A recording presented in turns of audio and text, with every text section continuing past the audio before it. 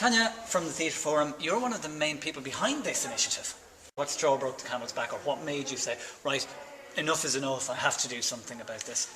Well, I think because the theatre community has been, shall we say, more politically active than other art forms. So we have a trade body called Theatre Forum, and for some years now we've been very active with politicians and making the case for theatre. But it became obvious that we need to make the case for the arts generally. And it struck me as very unusual that we had never had an organisation that brought together everybody, all the art forms, the arts organisations and individual artists, and that there was something really powerful about that, and that this was the time to do it. What are the next steps?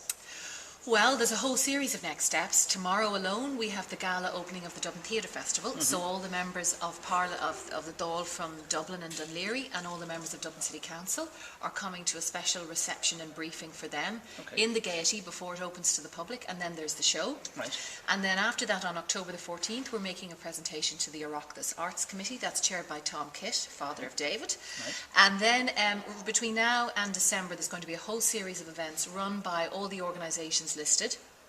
So whether it's National Book Week, the Poets and Libraries, the Clifton Arts Festival that's on this week, at every launch and opening we're going to be hammering home our message.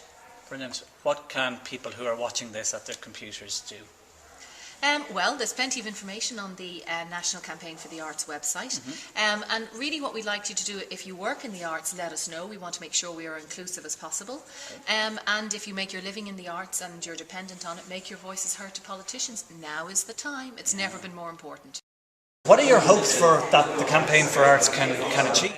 Well, I suppose personally, what shocked me was the talk of cutbacks in an area like the Film Board or Culture Ireland, which is so important for new writing and new work coming through. As I was saying, it would be like cutting the aorta on the way to the heart. If this is where stuff gets done, and if you're a young film writer or a young playwright and you're coming with work and you're trying to get it made, these are the places you go. I've been working for the last 3 years on the Tudors. I mean, I did in America, here in Ireland, I did Tower Road with such a great crew here in Ireland. Our cameramen, our soundmen, our editing team. It would be such a shame to let them see that all go to waste. It's interesting that, in China, one of the first questions you'll be asked is, Riverdance. That's what they know about it. And that should only be the tip of the iceberg. Irish art, theatre, film, everything has got such an enormous presence abroad, and it has such a positive presence abroad. And I think what we're here today to say is that, we don't expect imagination from economists particularly, but what we do expect is respect. And this does not show respect for ourselves, because first of all our arts will define ourselves to each other. We will find out who we are through our artistic expression, our theatre, our films and our music. And then we will define ourselves to the world.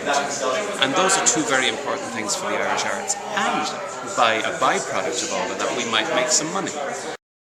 How important is something like Campaign for the Arts in Ireland? Well, I think the broad thing is that we've all come together, all art forms have come together to try and, I suppose, mobilise not only public opinion but our own ideas about how we might contribute to the national self-recovery. Okay, in other words, it's not just about funding. We accept that the times are hard. We accept that we have to take our portion of the cuts, but actually what artists and writers and the arts community can give is provide a vision, support a vision for us to get out of the mess that's been created not by us, not by the poets and the writers, but by the accountants and the bankers. And I think our job, I suppose, is to contribute to that, contribute to the international self-esteem of Ireland.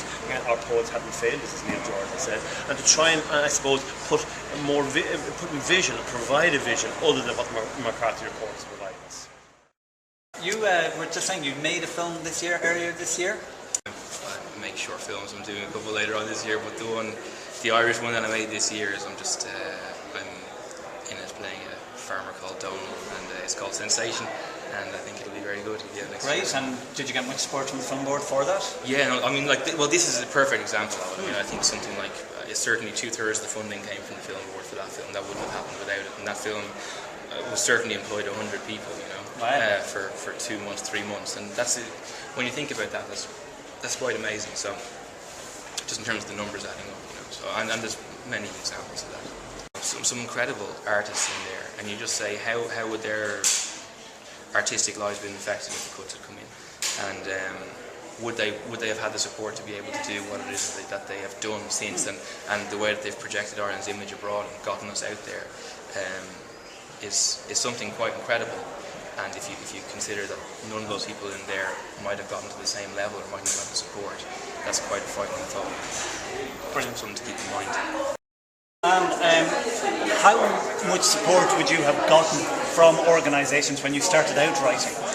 No, I wouldn't be standing here as a writer today if it weren't for the artist exemption on tax from creative income.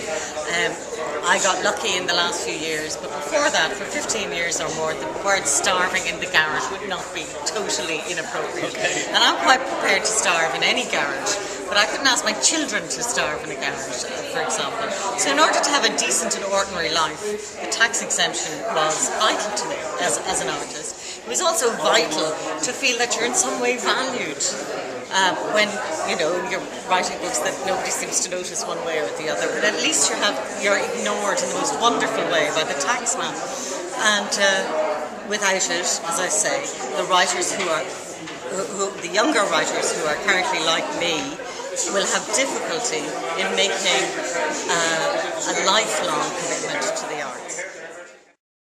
Why do you think you're lending your support to this campaign in such a public way? I mean, you could just, for example, write newspaper articles or letters to the Irish Times or whatever. I think the Commission on Taxation report had things in it about the arts which were not researched and were offensive. It suggested, for example, that sports people should be taxed because they represent role models for young people. As though artists don't. As though, for example, the Chieftains would not be a role model for a kid who was crazy about traditional music.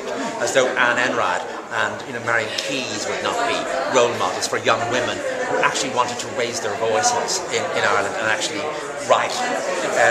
And how they thought that is extraordinary. They obviously didn't do any research on that. But the second thing they said was somehow that the work will be produced anyway.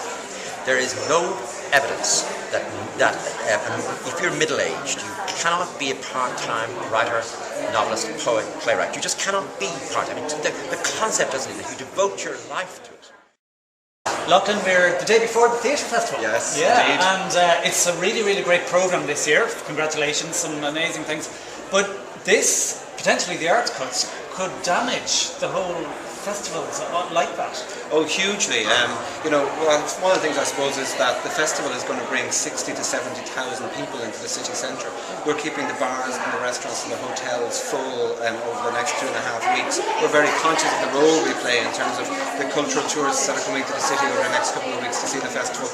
But also, we're working with agencies. We are bringing hundreds of international presenters from all over the world who are coming to see Irish theatre, because Irish theatre is rightly regarded as some of the best theatre in the world, and we work with Culture Ireland, for example, to revive work, and we have a season of work where we revive some of the best Irish theatre over the year, and we showcase that to international presenters that then is taken all around the world by to other festivals, enhancing Ireland's reputation as it goes. If we lose Culture Ireland, we lose that aspect of our programme. And I think the important thing for people to understand is the arts is not a luxury. It's kind of the lifeblood culturally of what it is to be a country and what it is to have a cohesive idea of who you are. One of the big reasons tourists come here is because of what Ireland means culturally, but also it's a hugely important statement just globally that other countries don't have. Just recently at a conference in Vienna of Irish Studies departments, and myself and Mark O'Halloran, who I work with, were one of the sort of acts that was brought over to talk, and it was great. There was Seamus Heaney was there, and there were a whole lot of other people there. And I was just thinking, what other small country would have a conference of, academic departments specifically focused on their culture? And I just think it would be a dreadful mistake in any number of ways. Particularly in this time where we need to reflect on who we are and where we need to sort of get a sense of cohesion into the country and allow people to sort of come together and have a feeling of common purpose to get us out of this. It would be a dreadful mistake to cut the arts.